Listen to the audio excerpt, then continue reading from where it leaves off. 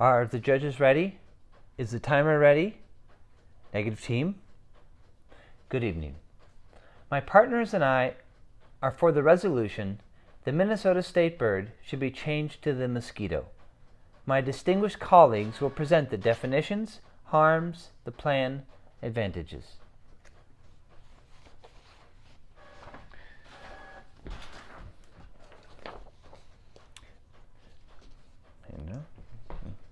Thank you. Please accept the following definitions and their sources. A bird. A bird is anything that flies. Source? Fakepedia. The state of Minnesota. The state of Minnesota is heaven. Source? The Bible. The loon. The loon is what we call crazy people, feathered or not. The source? Your mom. My distinguished coinage will present the harms.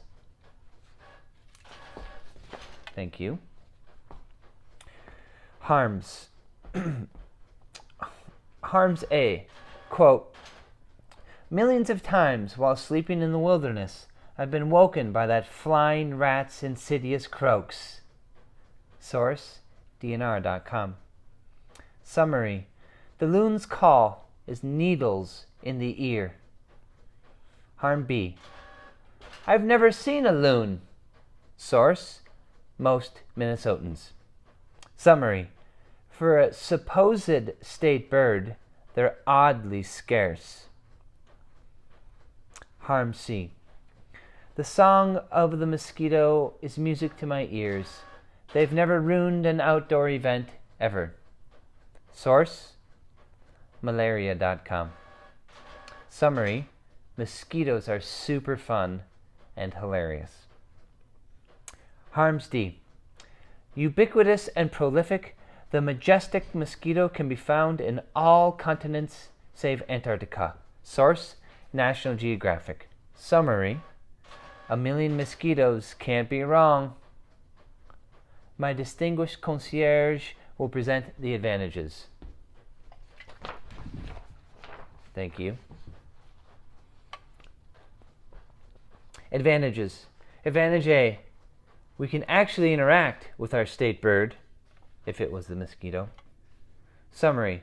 We do not need to go to remote, serene canoes to see our state bird. We can simply have a picnic, and it will join us. Advantage B. We will disassociate our great state from the bird's vulgar wailing. Summary. For too long have movies exploited our great state by using that fish-eating bird's noise to try to communicate tranquility. My distinguished collage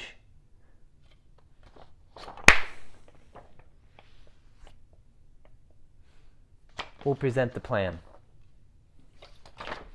Thank you. The plan. Mandate. The state constitution will be changed, stating the mosquito is now the state bird. Agency, the Minnesota State Legislature. Funding, a reward will be given of $1,000 for every dead loon that is delivered to your local Cub Foods. My distinguished colleague will now deliver the conclusion. Thank you. In conclusion, again, quoting the Bible here, your descendants shall be like the stars of the sky, or the grains of sand in the desert. And on the third day, God made mosquitoes and was super pumped, and also accidentally made the loon and was kind of embarrassed. And when he went back later to take care of it, the dust-eating snake had hidden it in some tall reeds, and God was much vexed. Therefore, my partners and I urge the judges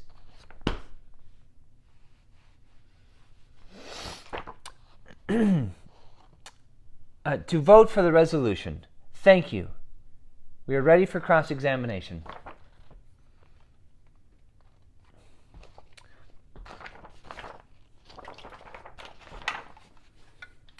Judges ready? Timer. Affirmative team. Good evening. My partners and I stand against the resolution. The Minnesota state bird should be changed to the mosquito. Quote, As Ferdinand Magellan, the Spanish explorer, once said, "Dang it, it's dengue fever." My distinguished colleagues and I will present our constructive speech covering definitions, harms, plan, and advantages. Thank you. Definitions. Our team accepts the affirmative definition of Minnesota as something like heaven. We also accept the loon as something we call crazies, feathered or not.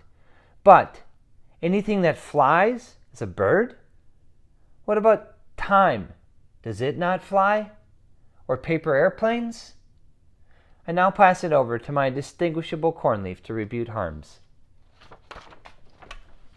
Thank you. The affirmative team claims that they are the one inconvenienced by presence of loons in the wilderness. But should it not be pointed out that birds are not allowed in convenience stores? Interesting. Moreover, the affirmative team claims that loons are scarce. But when's the last time they've gone to an orphanage to adopt one? Interesting. Moreover, the affirmative team claims that mosquitoes is always there for them, in good times or bad. But when's the last time you've received a scented candle or a caribou gift card from a mosquito? Interesting. May my extinguisher cowlick rebut you further on the plan. Thank you. I can see from the preposterous viewpoint of the non-pious proletariat pontificating proponents of positive silliness, which is poopy-like,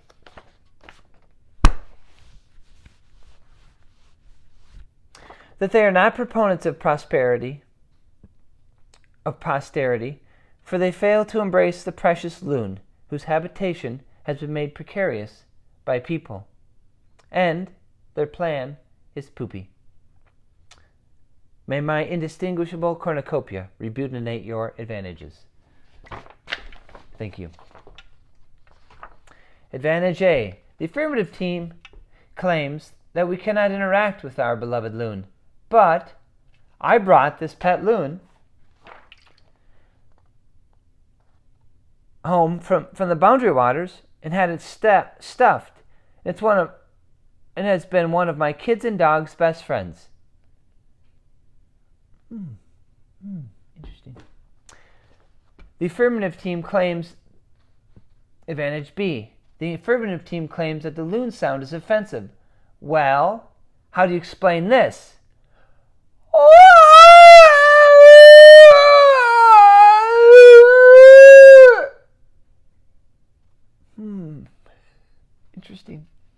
Interesting. I now pass it on to my disinfectant colleague for a final conclusion.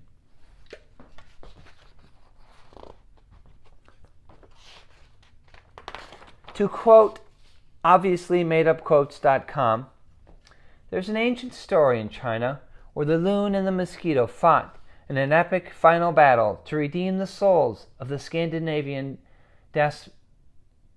diaspora in a yet undiscovered land, probably in the Northwest Hemisphere. Though the mosquito was many, annoying, cursed, and disease-carrying, the mighty loon, with its non-nuanced black and white coloring and thinking, devoured the mosquito. Therefore, my partners and I urge you, the judges, to vote against the resolution. Thank you. We are ready to hear your wise and generous judgment. And then at which point, all members get together and they become the judges themselves. And maybe you wear something like a black jacket or just a black hat or whatever. Or maybe just the lead judge wears something. I don't know. Paper, rock, scissors. With much consternation, we judges have come to a final decision. We sentence the affirmative team, the team that says the mosquito should be the state bird of Minnesota, to a life sentence in prison. Yay! Everybody's so happy. And May the loon be reinstated with great prominence as the head of all Minnesota waterfowl. Yay! Everybody's so happy. Then you bow, and then you flap away and go sit down. The end.